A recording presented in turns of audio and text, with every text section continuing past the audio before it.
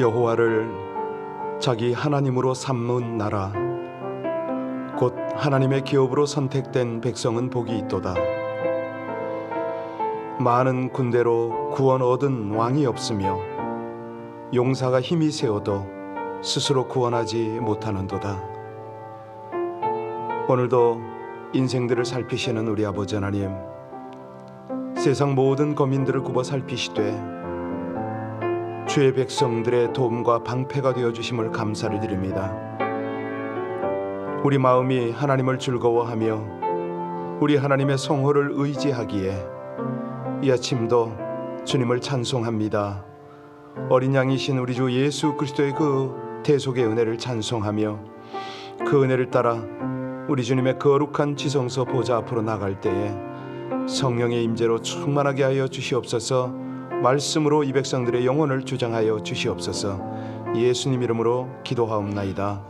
아멘. 오늘이 5월 1일입니다. 어느새 5월달에 접어들었는데요.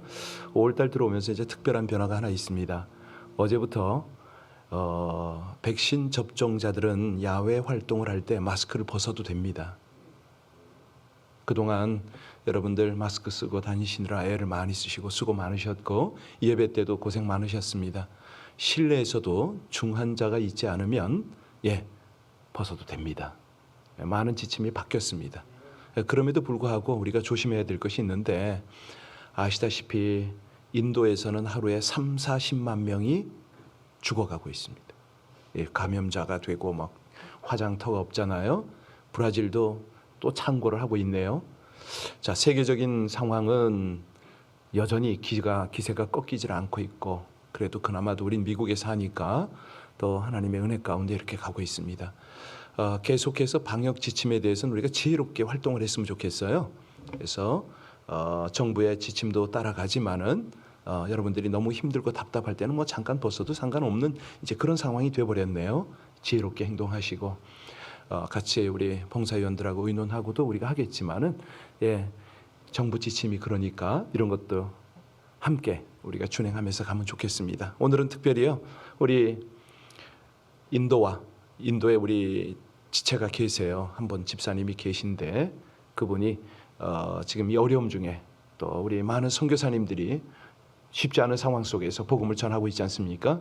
우리 하나님께 그들을 안전하게 지켜달라고 하루속히 이 팬데믹이 멈춰지게 제거가 되도록 우리 합심으로 함께 이 5월달에 들어오면서 주님께서 주시는 은혜를 우리 세계 각곳에 있는 모든 가정들과 더불어서 함께 은혜를 누릴 수 있도록 같이 합심으로 기도하겠습니다. 아버지 하나님, 은혜를 감사를 드립니다. 존귀하신 아버지 하나님이 사랑하는 주의 백성들 가운데 은혜를 베푸셔서 이처럼 때가 이름에 마스크도 벗을 수가 있고 여러 상황들 참으로 하나님께서 우리 가운데 평안을 베풀어 주심이 진심으로 감사를 드립니다. 그러나 열악한 국가들, 아직도 참 백신이 요원한 그런 나라들을 주님 불쌍히 여기시고 그곳에서 수고하는 우리 사역자들, 우리 지체들, 특별히 그 나라 국민들을 하나님 불쌍히 여기셔서 속한 시간 내에 이 모든 것들이 제거될 수 있도록 은혜 주시기를 간절히 원합니다. 아버지 하나님, 이 5월 가정의 달에 모든 곳곳의 가정들이 하나님 은혜 가운데 보호받게 하시고 저들 가운데 한결같이 우리 아버지 하나님의 은혜가 참으로 자유함을 얻게 하여 주시옵소서. 모든 팬데믹이 물러가게 하여 주시고 그 자리에 하나님을 찬양하고 구원의 감격을 찬양하는 그런 노래소리가 울려 퍼져서 하나님의 기쁨, 하나님의 영광이 되기를 간절히 원합니다. 이 모든 것들은 어린 양 우리 주 예수 그리스도의 보배로운 피로 모든 것이 가능함을 믿고 고백하며 오늘도 살아 역사하시며 이 백성들을 치유하시고 회복하시는 우리 주 예수님 이름으로 감사하며 기도하옵나이다. 아멘. 출애굽기 12장입니다. 출애굽기 12장 1절로 13절의 말씀 같이 봉독합니다. 12장 1절부터입니다. 여호와께서 애굽 땅에서 모세와 아론에게 일러 말씀하시되 이 달을 너희에게 달의 시작 곧 해의 첫 달이 되게 하고 너희는 이스라엘 온 회중에게 말하여 이르라. 이 달 열흘에 너희 각자가 어린 양을 잡을지니 각 가족대로 그 식구를 위하여 어린 양을 취하되 그 어린 양에 대하여 식구가 너무 적으면 그 집의 이웃 함께 사람 수를 따라서 하나를 잡고 각 사람이 먹을 수 있는 분량에 따라서 너희 어린 양을 계산할 것이며 너희 어린 양은 흠없고 일련된 수컷으로 하되 양이나 염소 중에서 취하고 이달 열 간직하였다가 해질 때 이스라엘 회중이 그 양을 잡고 그 피를 양을 먹을 집 좌우 문설주와 임방에 바르고 그 밤에 그 고기를 불에 구워 무교병과 쓴 나물과 아울러 먹되 날것으로나 물에 삶아서 먹지 말고 머리와 다리와 내장을 다 불에 구워 먹고 아침까지 남겨두지 말며 아침까지 남은 것은 곧 불사르라. 너희는 그것을 이렇게 먹을지니 허리에 띠를 띠고 발에 신을 신고 손에 지팡이를 잡고 급히 먹으라. 이것이 여호와의 유월절이니라. 내가 그 밤에 애굽 땅에 두루 다니며 사람이나 짐승을 막론하고 애굽 땅에 있는 모든 처음 난 것을 다 치고 애굽의 모든 신을 내가 심판하리라. 나는 여호와라. 내가 애굽 땅을 칠 때 그 피가 너희가 사는 집에 있어서 너희를 위하여 표적이 될지라. 내가 피를 볼 때에 너희를 넘어가리니 재앙이 너희에게 내려 멸하지 아니하리라. 아멘. 같은 본문을 가지고 두 번, 세 번 설교할 때가 있습니다. 어느 권사님이 저에게 그런 말씀을 하셔요. 목사님, 이 설교는 모월 모일 한 겁니다. 처음에는 섬찟했습니다. 아유, 기억력도 좋으시다 그랬는데 그거는 어떻게 이렇게 기억을 하시냐면 성경에 메모를 해놨기 때문에 그러시더라고요. 근데 내용을 다 기억을 못 하세요. 정말 중요한 내용들은 반복을 해야 학습에 효과가 있지 않습니까? 우리 여기서 이 장년들이 기억하는 거하고 청년들이 기억하는 건 완전히 다릅니다. 그 머리 좋은 학생들한테 설교를 하면요 토시까지 다 기억을 해요. 그래서 아주 혼난 적이 있는데, 그래서 어제 밤에 우리가 잠깐 나눴는데요, 한번 좀 복습을 하고 넘어갔으면 참 좋겠습니다. 자, 우리의 마음과 양심은 우리 몸 어느 곳에 있습니까? 예, 어떤 분은 심장에, 어떤 분은 머리에 있다고 그러죠. 그러면 우리의 생명은 어디에 있습니까? 피에 있습니다. 잘하셨습니다. 자, 이 생명이 피에 있다. 이것은 과학자들이 한 120년 전에 그런 것들을 발견했다고 했는데 성경에서는 언제부터 그 이야기를 했다고요? 네, 레위기 17장 11절에 보면 무릇 육체의 생명은 어디에 있다? 내가 이 피를 너희에게 주어. 이 피를 어떻게 하라고요? 단에 뿌려. 어떤 목적으로요? 너희의 죄를 사하기 위하여. 우리 하나님은요 너무너무 정교하신 분이세요. 인류가 찾아가고 과학을 연구했더니 어디에 이르더라? 성경이 이릅니다.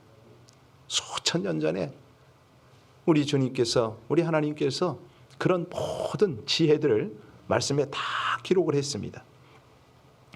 자, 오늘은 이 주님의, 어제는 이제 피의 권세, 보혈의 권능, 이 주제로 금요밤에 함께 기도도 하고 은혜를 받았는데요, 그런 것들이 사실은 우리 가운데 삶에 녹아나고 능력으로 나타나지 않으면 지식이죠.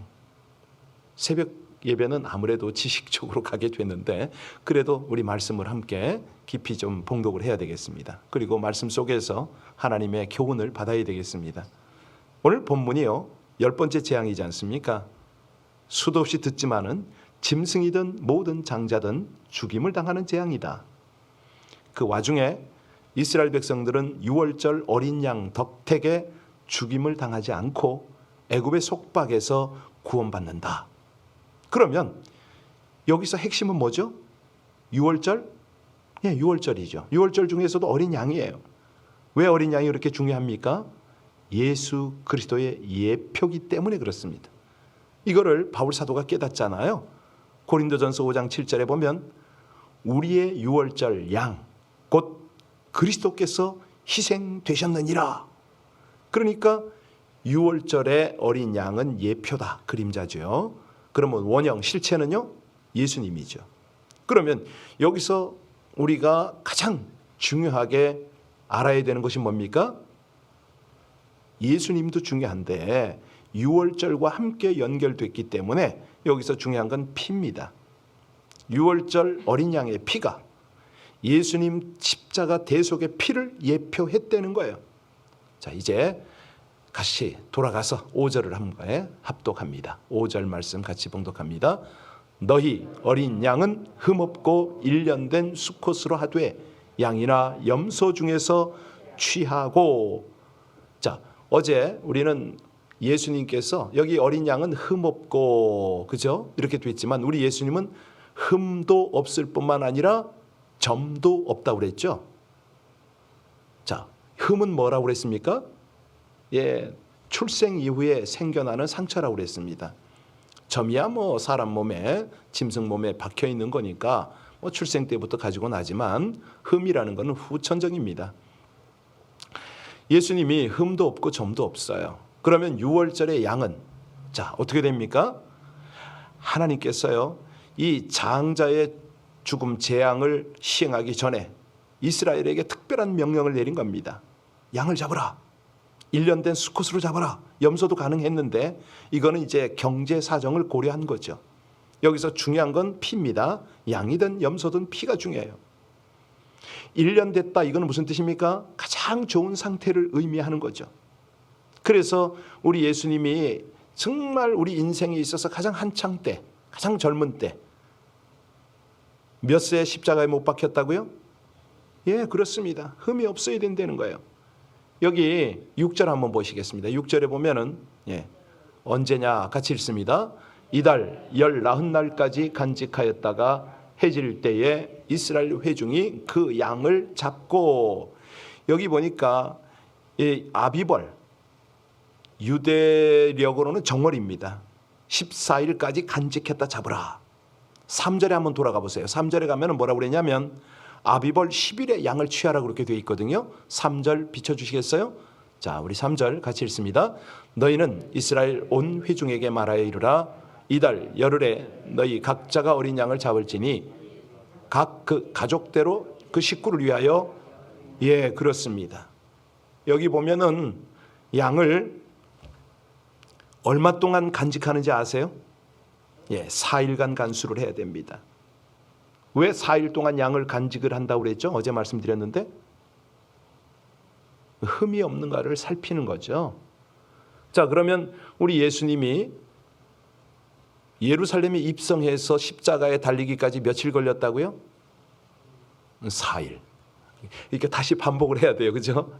어제 다 들었는데 다 잊어버리셨죠? 물론 이제 어제 안 오신 분들이 많이 계시니까 그래서 일부러 제가 반복을 하는 이유도 있습니다만은, 자, 흠이나 점이 없는 그런 예수님을 정성으로 하나님 앞에 드리는 그 과정이 필요했습니다. 여러분, 이 어린 양이 왜 흠이 없어야 될까요?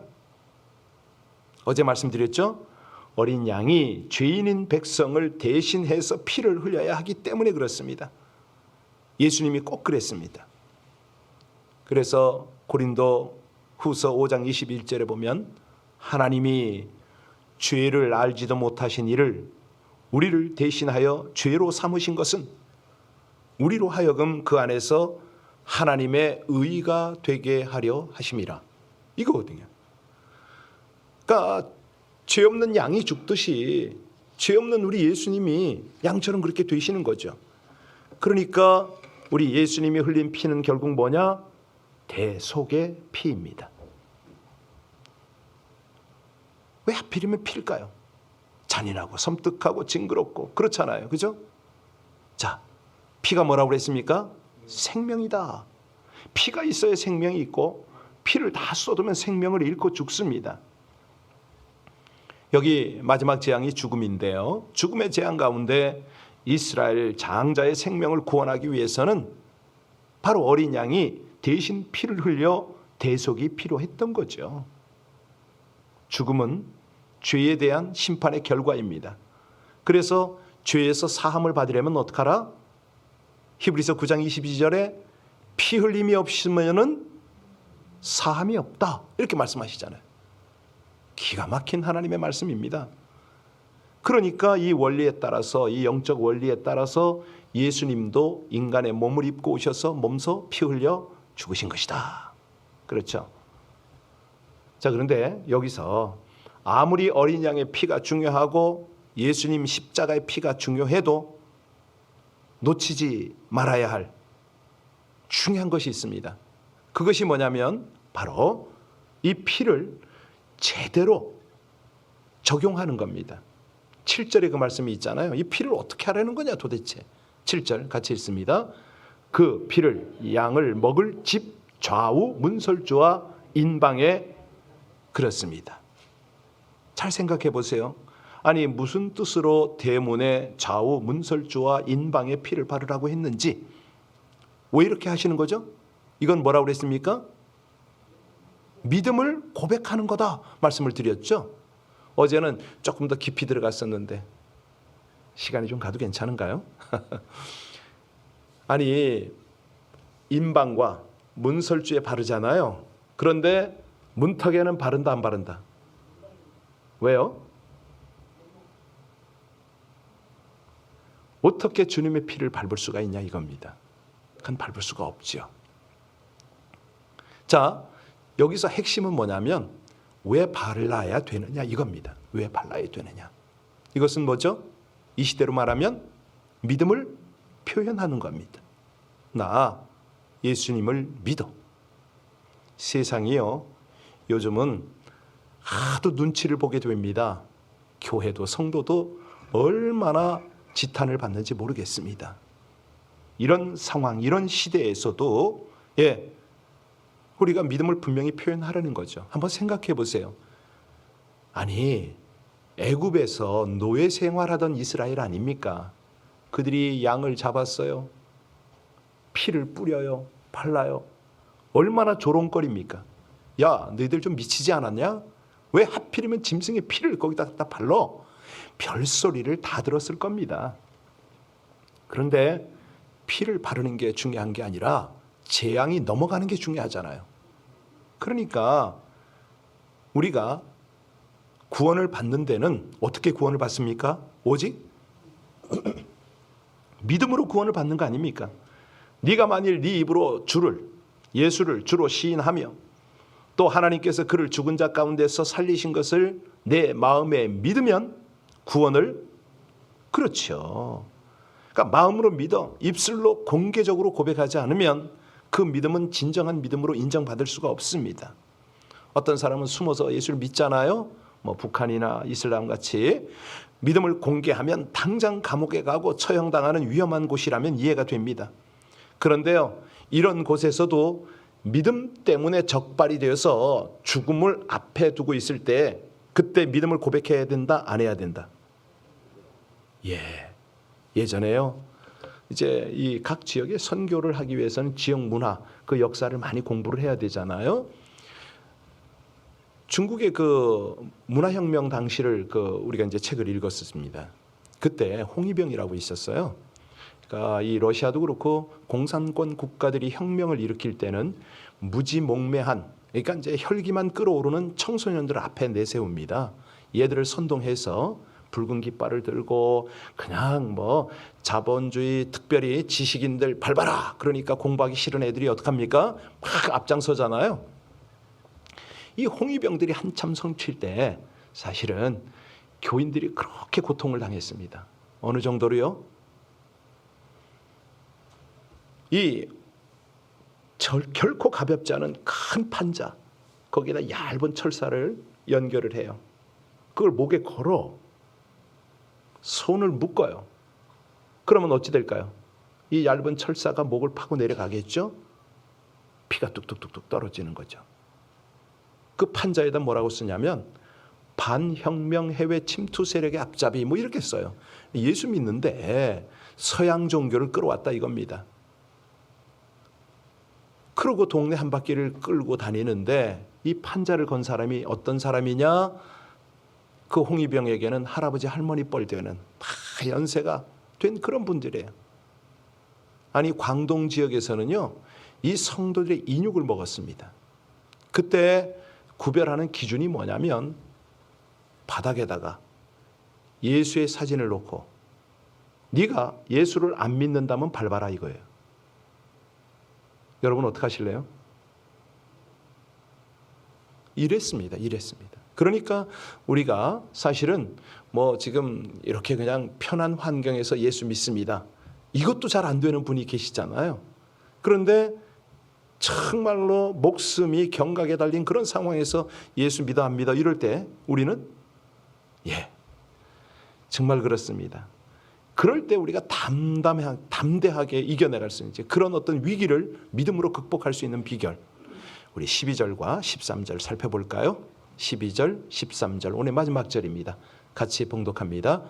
내가 그 밤에 애굽 땅에 두루 다니며 사람이나 짐승을 막론하고 애굽 땅에 있는 모든 처음 난 것을 다 치고 애굽의 모든 신을 내가 심판하리라. 나는 여호와라.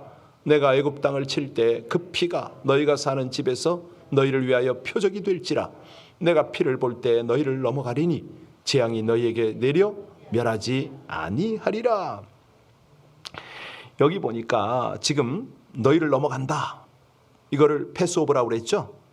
재앙이 너희에게 내려 멸하지 아니하리라. 다시 말하면 어린 양의 피가 사인이 된다는 거예요. 표적이 된다는 거죠. 그런 집은 이 죽음이 넘어간다고 그랬습니다. 간단히 말하면 통과예요. 그래서 이 절기 이름이 뭐죠? 유월절. 유월절의 영어 이름이 그렇습니다.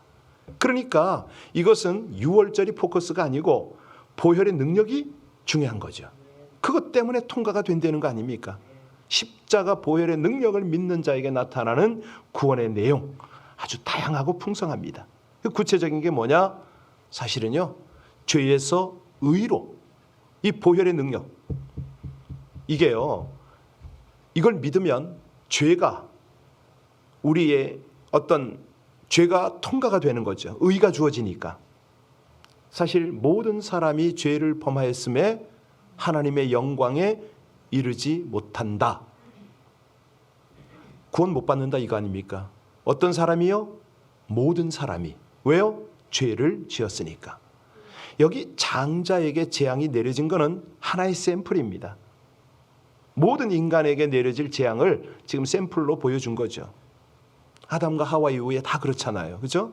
그런데 우리가 어떻게 이 재앙에서 피할 수가 있다고요? 피로, 예수 그리스도의 피로 고통에서 해방되는 거예요. 모든 사람이 죄를 범하였으며 하나님의 영광에 이르지 못하더니 그리스도 예수 안에 있는 속량으로 말미암아 하나님의 은혜로 값없이 의롭다 하심을 얻은 자 되었느니라. 우리 입장에서는 값이 없는데 하나님 입장에서는 아들을 내어주신 거고, 또 아들의 입장에서는 피를 쏟아 죽음으로써 우리를 의롭게 하는 거 아닙니까? 그래서 우리는 이 부분에 있어서는 할 말이 없어요. 날마다 주님의 은혜를 찬송해도 부족한 거죠. 사실이요, 우리가 보혈의 능력을 의지하지 않으면 어느 누구도 양심의 고통을 이겨낼 수가 없습니다. 감옥살이 하는 거죠. 우리가 보혈의 능력, 보혈을 자꾸 찬양하는 이유는 뭐냐면 그분의 대속의 은혜로 우리가 의인이 되기 때문에, 우리가 아무리 죄성을 이제 품고 있지요. 신분상으로 아무리 의인이 되었다 하더라도 이 죄성을 품고 있는 인간인지라 시시때때로 실수하고 범죄합니다. 그때마다 어떻게 하라고요? 보혈의 능력을 힘입으라. 보혈의 권세를 선포하라. 그러면요, 그때 무슨 일이 벌어집니까? 사망이 통과가 되고 영생이 주어지잖아요. 자, 죄의 삭은 사망입니다. 죄의 결과는 반드시 죽어요. 그런데 우리는 육적인 죽음만 생각을 하는데 그런가요? 아니잖아요. 진짜 죽음은 뭐죠? 영적인 사망입니다. 영원한 사망인 거죠. 육신으로 내가 멀쩡히 살아있다고 해서 큰 소리 칠 수가 없습니다. 그러니까 우리 인간은 가만히 보세요. 그냥 과일 속에 있는 벌레와 같은 거죠. 이 벌레는요, 과일을 파먹을 동안에는 아주 달콤하죠. 즐겁죠. 그런데 어디로 갑니까? 결국은 죽으러 가는 겁니다. 빨리 거기서 뛰쳐나와야죠. 우리가 사망에서 영생으로 빨리 나와야 됩니다. 요한복음 5장 24절에 내가 진실로 진실로 너희에게 이르노니 내 말을 듣고 또 나 보내신 이를 믿는 자는 영생을 얻었고 심판에 이르지 아니하나니 사망에서 생명으로 옮겼느니라 그러잖아요. 그러니까 우리가 분명하게 영생을 믿으면 두려움이 있다 없다? 없지요. 죽음 앞에서 당당할 수가 있습니다. 그런데 이렇게 당당할 수 있는 조건이 뭐라고요? 우리 심령 속에 피를, 예수님의 피를 온전히 믿느냐, 이거거든요. 자, 그래서 우리가 이 피의 권세, 피의 능력이 뭐냐면요, 저주를 통과합니다. 재앙을 뛰어넘는 것뿐만 아니라 저주가 통과가 되고 그 다음엔 복이 주어지는 거죠. 그래서 이 보혈을 날마다 찬송합니다. 여러분, 종교 중에요, 피 찬송하는 종교 나와보라고 그랬어요. 이 세상에 그런 거 없어요. 우리가 아무리 비가 억수로 쏟아져도 사실은 이 우산 안에, 집 안에 들어가면 괜찮잖아요. 예, 그게 똑같습니다. 우리가 보혈의 능력을 믿는 것은 뭐냐면 하나님의 은혜 안에 들어가는 거거든요. 항상 그 안에 계시라고 어제도 신신당부를 드렸는데, 보혈을 믿으면 우리가 질병이 통과가 되고 치유의 은총을 받게 되고 그러는 거죠. 그래서 이 사실은 인류 전체로 보면은 질병이 왜 옵니까? 죄의 결과잖아요. 죄를 범함으로 인하여 그런 것들이 생겼고, 그런 것들이 계속 유전이 되고 뭐 여러 가지 영향으로 우리 가운데 오는데, 그래서 사실 우리 하나님께서요, 의학을 발전시키셨어요. 이걸 이제 우린 일반 은총이라고 그럽니다. 인간의 질병을 치유하도록. 의학의 발전은 어찌 보면 하나님의 선물이죠. 그러나 한편은 하나님께서요, 보혈의 능력으로 우리 질병을 고쳐주세요. 예, 우리 하나님께서 안 고쳐주시는 병은 있지만 못 고치는 병은 없습니다. 예, 근데 이제 하나 딱 못 고치는 것이 있으니 뭐죠? 꾀병은 못 고칩니다. 예, 예, 하나님 원하시면 다 고치시죠. 정말 우리가 연단 때문에 이런 것들이 필요합니다, 사실. 예, 천국으로 데려가는 한 방편으로 삼으시기도 하고요, 우리를 겸손하게 하고 우리의 영혼을 정결하게 하기 위해서 아픔을 주실 때도 있어요. 자, 우리 하나님의 특별한 뜻도 있지만 일반적으로는 하나님이 원하시는 것은 육적으로나 영적으로는 건강해지는 것, 이게 하나님의 뜻이죠. 자, 이것을 원한다면 우리는 어떻게 하라고요? 어린 양 예수의 피를 의지하여 이 새벽도 기도할 수 있기를 주의 이름으로 축원합니다. 함께 기도하시겠습니다. 죄와 사망의 노예에서 구원해 주시는 하나님, 애굽 땅에 피바람이 불 때에 자기 백성 이스라엘을 어린 양의 피로 보호하고 구원으로 인도하시어 거룩한 삶을 살게 하시는 그 은혜와 사랑을 찬양하고 감사드립니다. 어린 양의 피를 문설주에 바르는 순종의 믿음을 받으사 파멸의 재앙을 넘어 죄와 사망에서 출애하게 하시는 우리 하나님을 청종함으로 삶에서 무시로 저지르는 모든 죄에 어린 양 예수 그리스도의 보혈의 피를 뿌림받게 하여 주옵소서. 자신과 가정이 정결하게 되어 구원의 은혜를 누리고 복음을 나누기를 간절히 원합니다. 우리의 구원을 위해 친히 어린 양이 되신 예수님의 사랑과 은혜를 더욱 깊이 경험함으로 죄의 노예에서의 구원을 세상 곳곳에 이 피의 능력을 전파하게 하여 주시옵소서. 예수님 이름으로 기도하옵나이다. 아멘. 이 새벽에 기도하면서 주님의 보혈을 믿음으로 여러분의 상상으로 여러분에게 뿌리시기 바랍니다. 기도가 가야 할 모든 곳곳에 어린 양의 피를 거기에 발라달라고 그렇게 기도하시고, 하나님께서 대속의 은혜를 베푸셨는데 그것이 남의 것이 아니라 바로 우리 것이 될 수 있도록 우리 가운데 있는 질병뿐만 아니죠, 모든 문제들, 모든 어려움들, 그 재앙들이 다 넘어가도록 하나님, 우리 가운데 이 6월절의 은혜를 주셨는데 이것이 곧 지식이 아니라 우리 삶의 현장에서 하나님의 은혜로 능력으로 나타나는 그런 역사가 있게 하옵소서. 우리 합심으로 함께 간절히 주님 앞에 기도 올립니다. 하나님 감사합니다. 주님을 찬양합니다. 영원하신 아버지 하나님, 은혜 위에 은혜를 더하시는 아버지 하나님, 참으로 주님의 한량없는 은혜, 그 대속의 은혜, 그 보혈의 권능, 그 권세, 그 능력을 의지할 수 있도록 이 새벽에도 다시 한번 은혜 주시는 하나님을 찬송합니다. 아버지 하나님, 우리 주님의 은혜 아니면은 주님 앞에 설 수도 없고 어린 양의 보배로운 피가 아니면 저희는 아무것도 할 수 없음을 고백합니다. 은혜 아버지 하나님, 참으로 이 새벽에 은혜를 주셔서 진실로 진실로 감사하오니 하나님의 영광을 받으시고 찬양을 받으시고 아버지 하나님의 귀한 역사를 나타내시옵소서. 주여 감사합니다. 찬양합니다. 영화로우신 아버지 하나님, 주님께서 사랑하는 주의 권속들, 주의 백성들을 통하여 하나님 은혜 주시고 의의 길로, 은혜의 길로 모든 재앙들을 온전히 통과하는 믿음의 길로 인도하심을 감사를 드립니다. 하나님의 영광과 존귀 찬송을 받으소서. 감사합니다.